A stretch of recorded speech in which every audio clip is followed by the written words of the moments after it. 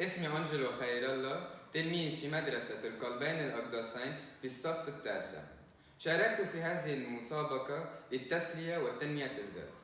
Bonjour, je m'appelle Angelo Carala et je suis un élève de 3e A au collège des 5 heures Sioufi.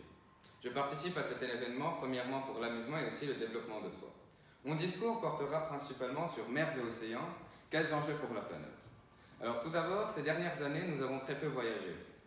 À cause de la crise sanitaire et économique.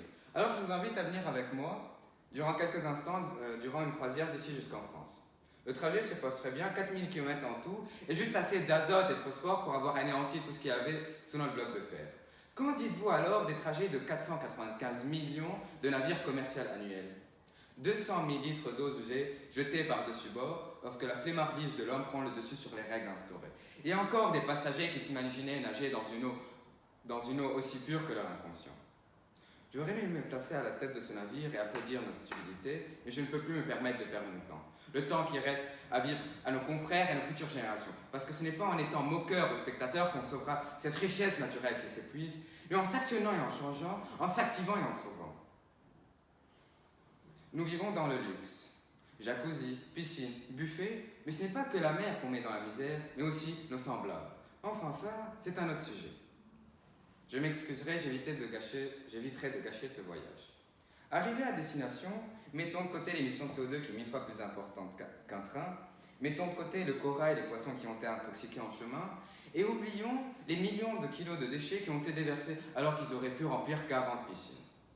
On se dirige vers un petit resto avec l'ambition de manger de beaux petits fruits de mer au bord de la plage, à la carte, homards, crevettes, écrevisses, huîtres et plein d'autres.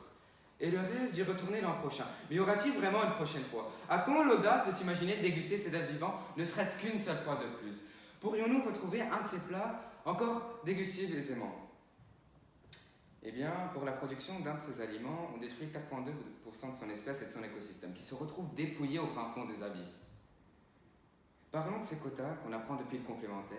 Une fois employés, ils oublient de s'en servir et de les instaurer. Pas étonnant que depuis les années 1970, 10 animaux marins ont disparu de la surface de la Terre à cause de l'homme.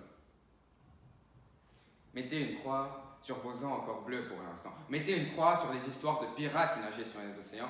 Mettez une croix sur vos rêves les plus puérils qui ont encore de l'espoir dans cette humanité.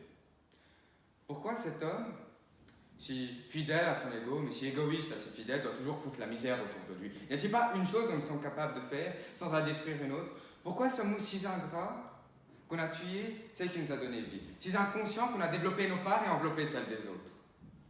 J'ai malheureusement peur qu'un jour, nous devrions nager sur des morts, sur des carcasses. Vous imaginez-vous, vous frayez un chemin entre des ossements d'un côté et une mare de sang de l'autre? Eh bien arrêtez d'imaginer. Tout cela existe déjà. Sous vos yeux, en ce moment, 400 zones mortes dans le monde. Beau prénom pour le cimetière d'innocentes personnes que nous avons nous-mêmes abattues. Malheureusement, ça ne s'arrête pas là, puisque lorsque la guerre, la politique et les idéaux entrent en jeu, eh bien, ils n'ont malencontreusement pas épargné cette partie de la Terre.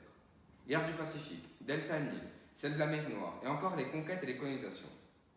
Toutes ces guerres et colonisations, tous ces affrontements au-dessus de la poiscaille, qui ne demandaient que de vivre jusqu'à sa vieillesse, nous a donné aujourd'hui, en ces temps, comme héritage, plus de 20 millions de tonnes de bâtiments de guerre sur les océans. Si un jour ce monde venait à nous juger, quelle serait notre carte de défense? Comment justifier ce massacre qui a commencé il y a des milliers d'années, qui continue jusqu'à aujourd'hui et qui persistera encore pour toujours jusqu'à notre extinction?